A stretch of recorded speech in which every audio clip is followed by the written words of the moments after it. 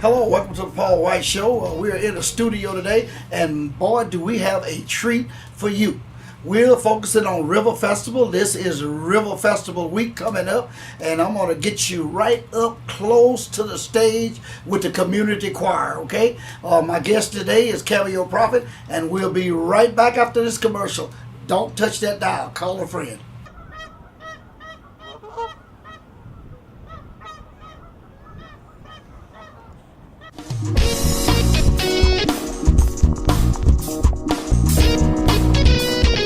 Welcome back to the Paul White Show. We're glad you stayed tuned. I do have a real special guest today, and his name is Cameo Profit. Before the commercial break, I told you we was concentrating on the River Festival and the community choir. But first of all, let's learn a little bit about Mr. Profit here. Mr. Profit, how did you get started? How did you ever get interested in music?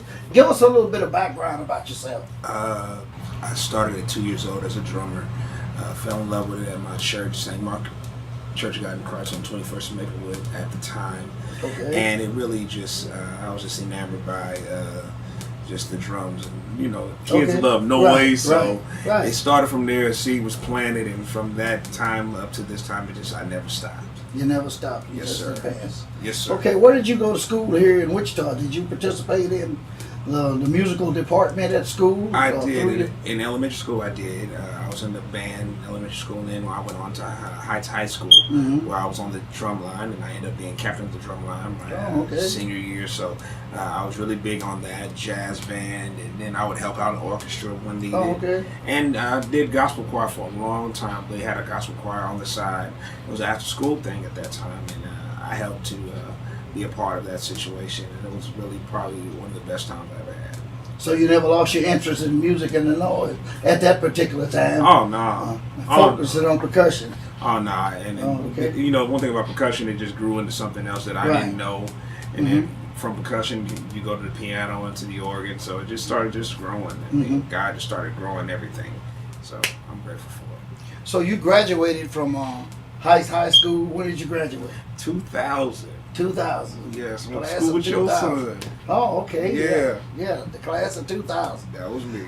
Also, I don't know how many people have actually been watching you as you venture out from, you know, what you was doing at Heights, but you did go back to Heights and give something back at Heights. Tell us about that when you worked with the Young African American Choir, the choir at Heights that was formed.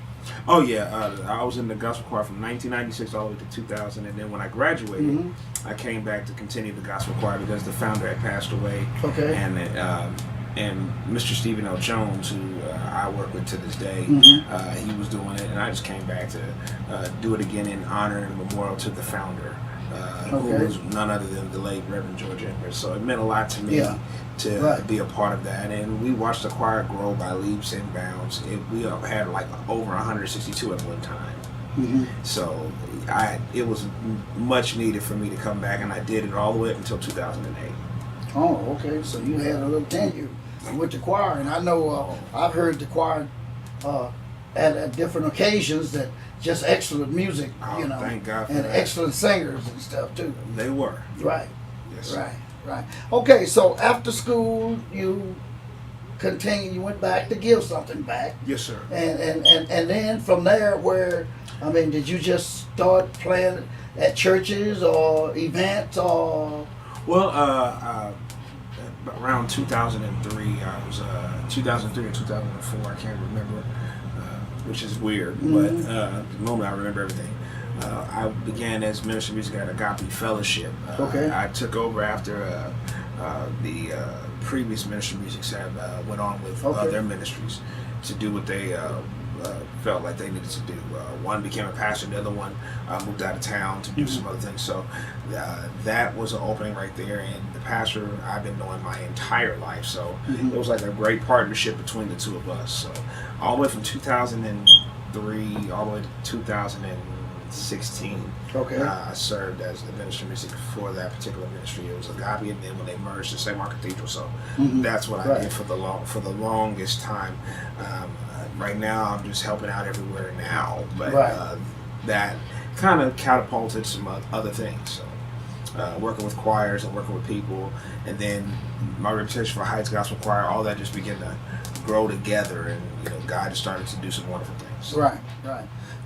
What really sparked your interest in gospel music? There are a lot of secular artists that does music, that got their talent, but they choose to do, to take another road. Some of them have taken that road, but eventually they came back to gospel, because of their rearness, when they was a child, they grew up in church and they bought some of that. Some of them have come back to gospel. But what inspired you to do gospel? I don't know if you've had that venture or not. Have the offers came? Yes. Am I interested? No. I just believe because this is where my heart is, and they have always saying home is where the heart is, and gospel is my home. Right. And I don't really think that even though I may do okay out there, I don't think I fit well out there. And I respect the giver of the gift, and that's not to knock anybody else and what they do. Right. It just doesn't work for me. I feel like I'm such a church kid that even if I tried, it wouldn't work for me. So. And at the end of the day, I love the fact that the gospel makes you feel a different way. Right.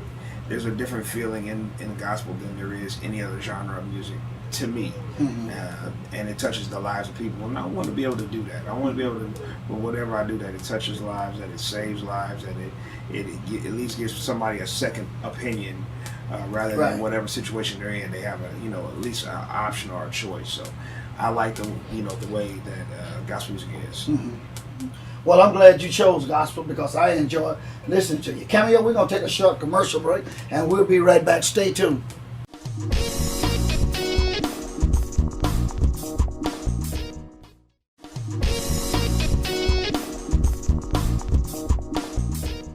Welcome back to the Paul White Show. We're visiting with Cameo Profit, and later on you're going to find out what his connection is with I think it's the 43rd River Festival right here in the ICT. Cameo, we were visiting about a little bit about your history and letting the viewing audience know how you got where you are, where you came from. Now, you also ventured off into, I know you've been playing music, you've been working with a lot of groups, but finally you got your own group. Yeah. Tell us about this group. It started back in 2008. I was writing so many songs at one time, and I was writing for other people, and it just seemed like things wasn't working out, and then I wanted the music to go forth one way or the other, so I decided I would get a group of singers together and do it like that. And the first group I had was called Cameo Transform, and then after a while people had gone on with their careers and life had happened for some people, so out of respect for that I put that to the side and gathered up a whole new different group of singers, as well as some of the singers that came from Transform, and I called it One Way, meaning one way to God through Jesus. That's it. And so we specialize in singing our own material. That's all we do. We perform original material everywhere we go. We decided we're going to call ourselves artists. We're going to be just that, and that means being original and being ourselves, and making sure that people see God is the source, God is the lead of all that we do. Right. Yeah, One Way, that's a very talented group. And you were blessed, you and One Way, to produce an album. Yes, sir. Speak to Your Day was our first album that we did, and that was back in 2014. And it has 16 tracks on there, and we're proud to say that it's getting a nice size of radio play. Thank God for that. And then the year after, we went ahead and did a Christmas album called I Call It Christmas, No Happy Holidays. And now we are currently working on a double album right now that should be released hopefully in September. Okay. Now, where to can you, while I'm thinking about, where can we get these albums at? You can find them on www.cdbaby.com. You can find them on iTunes. You can find them on Amazon. Wherever they're selling music, you can find it there. Or you can just come see me, because I'll sell it to you myself. So I'm a personable person, and I like to be a man of the people. And when I sell a CD, I like to let people know I appreciate it. Right. Or what about a website? Does your group have got a one-way website? Yes, we do. We're on Facebook.com.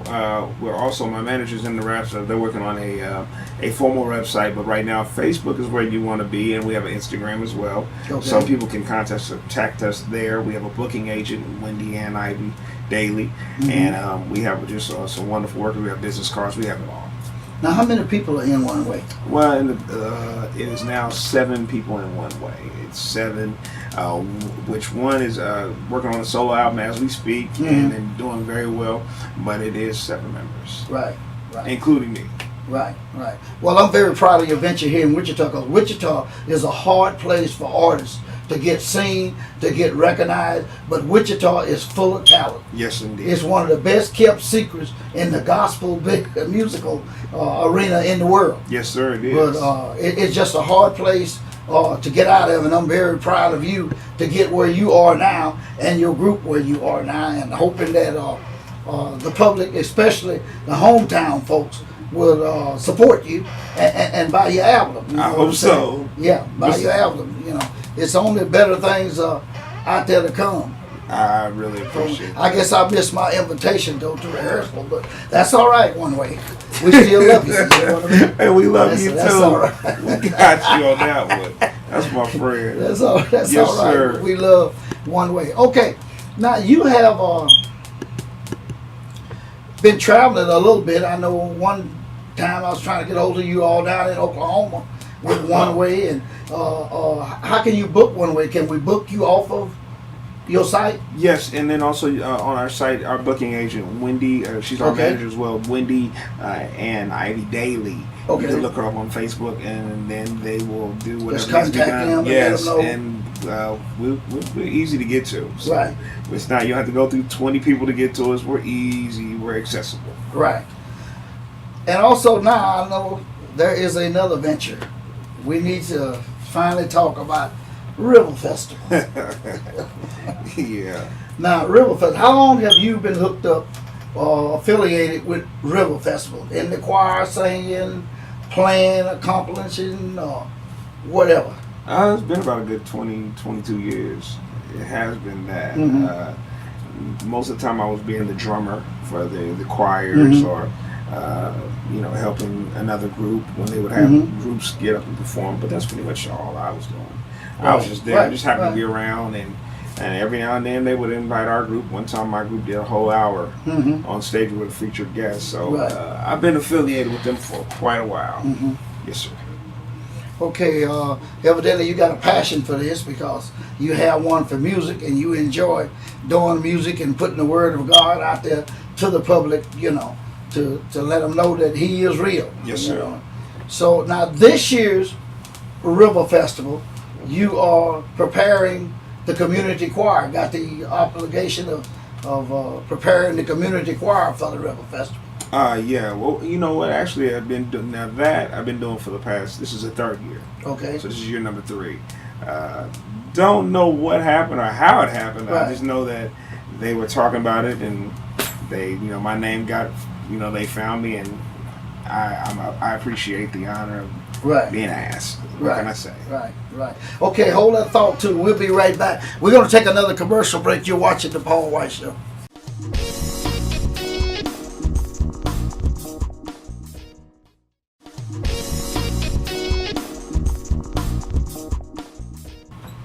Welcome back to the Paul White Show. We're visiting with Cameo Profit, who this year is over the community choir for the River Fest on Monday. Cameo, how long did it take to prepare a choir of this size for the River Festival? When did you start work on it? I started work on it probably like a month and a half in advance, because you try to be cognizant and understanding of church scheduling. Right. Everybody's churches have something going on, and it's not, you just want to be respectful of that so that the pastors understand. So it takes me like a month and a half sometimes to really set rehearsals in and try to get things in motion. So it's a crazy process. Right. And then you want to find out what works, what doesn't work, what songs will do, the theme of what you're going for, all those things. So it takes time. It takes quite a bit. do you have a set number of people that you would like to get in the choir? I know it's all completely volunteer. Nobody gets paid.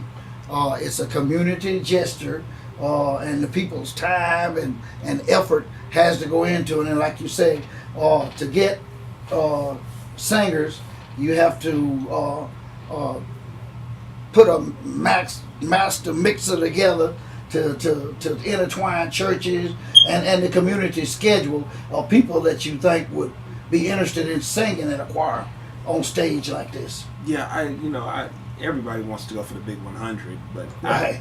I think for me, I'm at the place of I'd rather have quality over quantity. Right. So at the end of the day, if it's quality, I think the people will be appreciative of good quality singing rather than just a mass quantity of people and they don't sound that good and Right. nor is it spiritual. So Right. I'm going for Right. quality. I know that by trying to participate in the choir myself, I'm pretty busy, and I've made a couple of rehearsals. Yes, but you have. you have a excellent mix of songs that will kind of take you on a gospel journey during River Festival, and I think that's what the message is. Yes, sir. To take you on a gospel journey, to bring back memories, some memories, and then throw you forward into another quorum of feelings Yeah. to get you along. Now, how long did it take you to put them songs together? It's a lot of songs. This is the most music I've heard compiled for the community choir at a river festival. That is one of my, as the River Festival committee said, they said that's his thing. That's what I do. So, because I am such a student of this genre of music, and I come from the old school, as well as even though as young as I am, I'm only 35, but I come from the old school of old church choir music and quartet. I try to find enough material that can touch everybody, because everybody is not listening to the same thing. So at the end of the day, you want to make sure that you touch all walks of life, and that when you do touch what they know, then they're open to receive everything else you have. So it's just a matter of trying to meet everybody where they are at one time. So it does take a minute, but because I just throw songs out there at first, and then I start knowing how to connect this one to this one, and God just gave me that kind of gift. I don't know. Right. He has blessed you. I'll agree with you on that. And like you said, you threw them out and went back and put the thought process with them. Yeah. And to tie it all up in a knot where it would work. Oh yeah. Yeah. Oh yeah. So the people are in, like I mentioned earlier, for a treat. Oh, yeah. They need to make sure that they come to the River Festival, get their $10 button, because you can't pay for a venture like this. There's no price. It's priceless. Right. To be able to enjoy a community choir like what you're trying to put together. Right. And I know they're going to be successful because they look like they've been working hard. Yeah. The musicians have been attentive to rehearsals, and you've been working really hard on it, Oh yeah. People, like I said, if you're Wichita, you got a life outside of what you are perfected. You know what I mean? So that has to be in place also. So it's a pretty hard task to do what you do and be successful at it. So I appreciate you. I'm steady praying for your successfulness with putting this on. I don't know how many people in Wichita that would be capable of doing a River Festival community choir, even though there's a lot of talent in Wichita. But a lot of people don't like that type of exposure. They want to go, and they want to do, and they want to participate, but a lot of them don't really like that type of exposure. That's stressful exposure. When you do that, you need somebody on your side to do that. Well, I don't know. I believe that at the end of the day, God got a whole bunch of people. I know I'm not the only one. It's just I love doing it, and it's just I guess when you love doing something, it comes easy to you. It's just a part of me. People tell me all the time, when you really do it with passion and it's in your heart, things begin to happen. So I don't ever want to do anything without being passionate or serious about it. So I appreciate even being thought that way. and preferably people who have never sang with me will probably, hopefully, they'll give it a chance. I hope. Right. But I thank God for everybody who has and who does come out, including you, sir. Thank you. You work as hard. Oh, You work as hard. I come from Bishop Mark Gilkey, and that's what we did. We just worked choirs back in the day. Hey. Well, Cameo, I really appreciate you being on the show and talking about the Riverfest. And I hope everybody, we're going to hear a little bit of your music on the way out of here. I hope everybody gets their $10 River Festival button and see us on Monday the 5th. Yes, sir. 5:30. Yes, sir. At the stage at Kennedy Plaza. Thanks for watching the Paul White Show. Trying to drink Kool-Aid, we know better than that. Trying to spirit and see, it's a scriptural fact.